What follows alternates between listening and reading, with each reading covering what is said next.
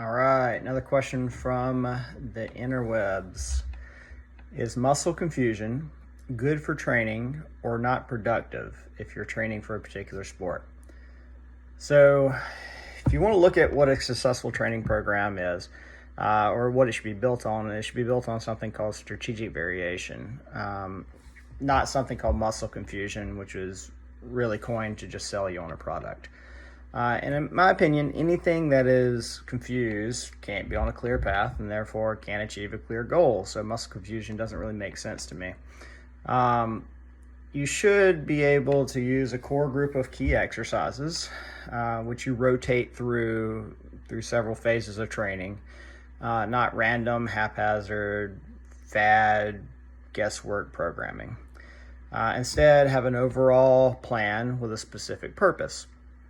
You need to make sure you have a logical strategy in place that guides you to vary your exercises and progress based on your response to those exercises. This is what you call variation, not to be mistaken for muscle confusion, because muscles do not get confused. Rather, focus on exercises that give you the biggest bang for your buck. Example of this would be a squat versus a leg extension. Squats are going to give you the biggest bang for your buck as far as your compound movement, muscle fiber recruitment, and so forth, right? As well as a greater stimulus to the body as a whole. But if you're only doing squats, you limit your overall quad size, right? So incorporating variations of an exercise or variations of an exercise that targets a certain muscle group can allow for more complete development.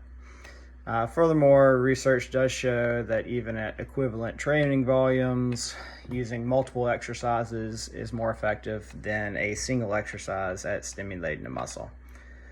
Now, you don't have to go full on brofest and smash each muscle from every available angle and every imaginable exercise.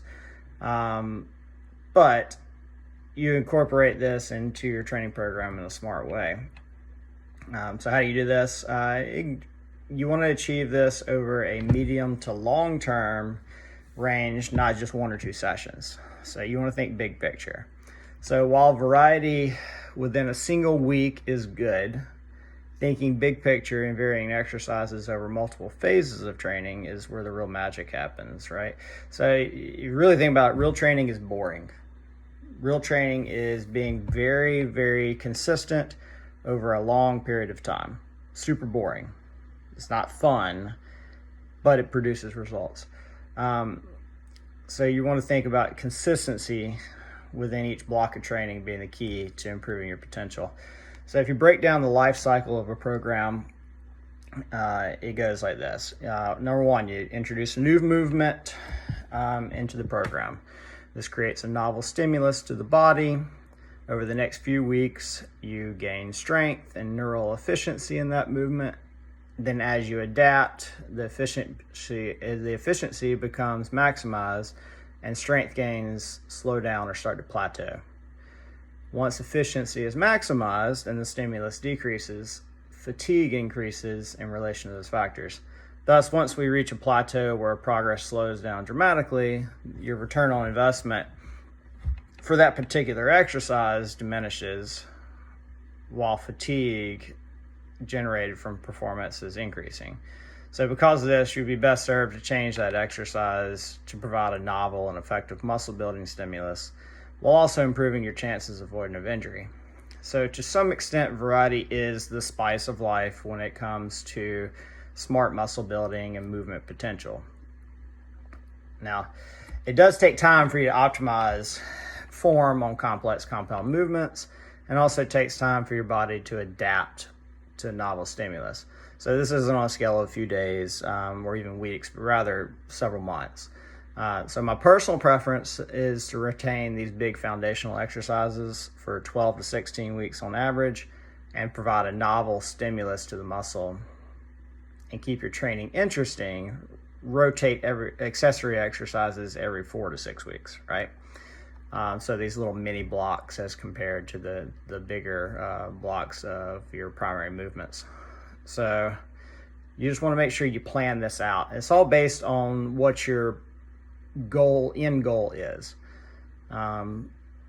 So this is how you pick your exercises based on if it's for muscle hypertrophy, if it's for powerlifting and strength, if it's for athletic development. You want to pick your exercises based on that. You want to fill your buckets up depending on which bucket you need to be the most full in when it comes to either mobility, strength, speed, and so forth. So hopefully I answered that question somewhat correctly. Just give me any feedback if you can think of anything else. But just my 2 cents. Really appreciate your time. Any other questions, just feel free to let me know.